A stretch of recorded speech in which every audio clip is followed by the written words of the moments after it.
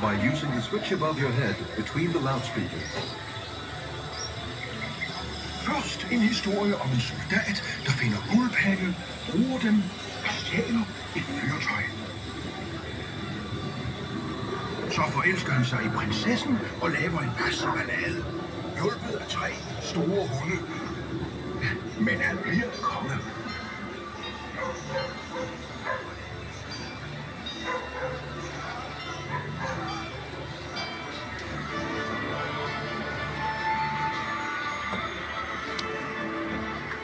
Slager! En løs lille fjer kan let blive til 5 døde høns. Og det er ganske.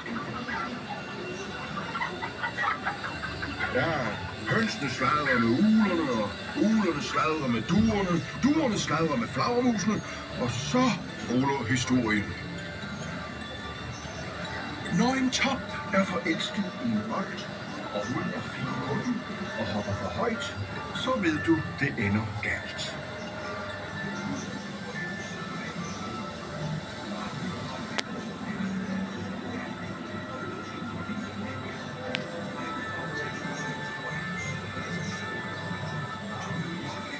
En smuk sommerfugl hjælper Tom Lise væk. Væk fra mor Tusse og hendes grimme søn. Mange oplevelser venter. Jeg ved det, fordi min ven Svane fortalte mig hele historien. Tom Lise frelste faktisk Svane. Til gengæld tog han hende med til Blomsterkongen, og de blev forelskede. Den lille havfrue forlod sit smukke, undersøiske hjem for at se verden. Så blev hun forelsket i et menneske og lavede en rigtig skidt aftale. Forstår du? Hun var forelsket i en ung mand, hvis liv hun havde reddet. Og så bad hun heksen om at få ben, så hun kunne være sammen med ham. Men som det så ofte er, hun kunne ikke få alt, hvad hun ønskede sig. Nu kommer vi til historien om den standhaftige tinsoldat. Den smukke tinsoldat er forelsket i en danserinde. Når resten af legetøjet legede, tænkte han i krydset. Soldaten var på eventyr, og det var noget med et papirskib, en rendesten, en stor rotte og en stor fisk. Og gennem det hele stod han ret og rank, som soldater skal. Nogen falder for smiger, nogen roser noget, de ikke kan se. Sådan var det med kejserens nye klæder. Det var kun et lille barn, der tog at sige, se, han har jo ikke noget på.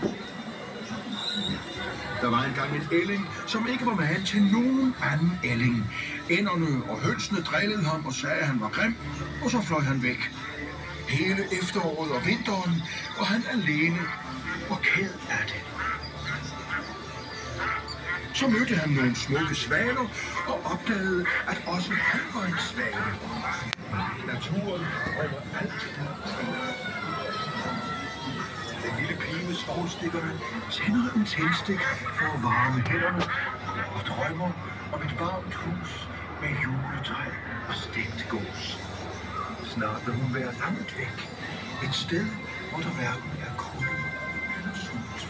Kan en kunstig nattergal søge blive så smuk som en ægte, så kun den ægte fugl kunne få tårerne frem i kejserens øjne med sin sang. En gang var der en ondskabsfuld djævel, der opfandt et forvrænget spejl.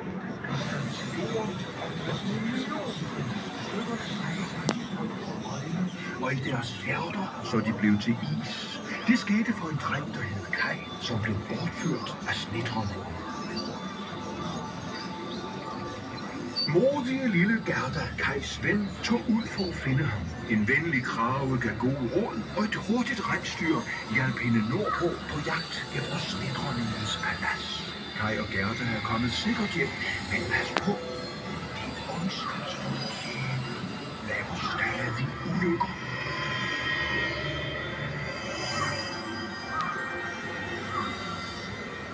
Hyrdinden og skorstensfejeren ville stikke af fra hendes sure bedstefar. Men verden er så stor.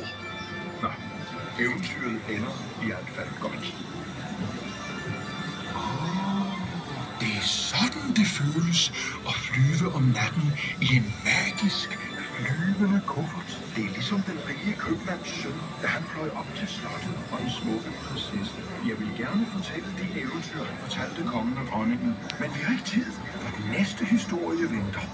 En prins kom til slottet med flotte gaver, men prinsessen fnøs af gaverne og ville ikke møde prinsen. Han forklædte sig og tog arbejde som kejserlig svinedreng. Her lavede han musikalske gryder og lignende, som besnærede prinsessen så meget, at hun kyssede ham. Kejseren opdagede det. Blev de smidt ud? Heraus med jer! Prinsen sagde: Svinedrengen kunne du kysse for et spilleværk, men du ville ikke have prinsen og hans gaver. Så forlod han prinsessen og rejste hjem. Hvordan kan man vide, om en ung dame er en virkelig prinsesse? Jo, man lægger bare en ært under 20 madrasser og 20 æderdulstyner. Hvis damen siger, at hun har ligget på noget hårdt, så er hun en ægte prinsesse. Det er ikke altid den, der kan citere fra leksikon eller kan vurdere, som får prinsessen. Nogle gange er det døde kraver og gedebukke, der skal til. Bare spørg Klods Hans. Tak fordi du kom med mig i den flyvende kuffert. Jeg er altid glad for at dele mine eventyr med nogen. Men ved du hvad? Livet er nu det bedste eventyr af dem alle.